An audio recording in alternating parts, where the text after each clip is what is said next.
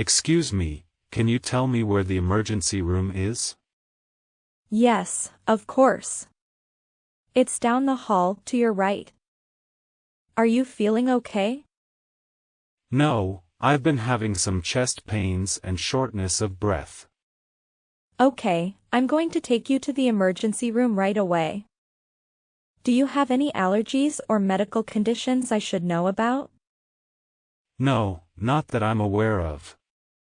All right, please follow me and we'll get you some help right away. Thank you, I really appreciate it. Good afternoon, how are you feeling today? I'm feeling pretty terrible actually. I've had a fever for a few days now and my throat is really sore. I see. Have you been taking any medication for the fever? Yes, I've been taking some over-the-counter medication but it doesn't seem to be helping much. All right, well let's take a look at your throat. Can you open your mouth for me please? Sure. It looks like you have a pretty bad case of tonsillitis.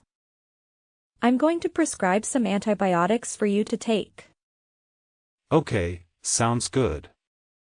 And I also recommend getting plenty of rest and drinking lots of fluids. Thank you, doctor. I really appreciate your help.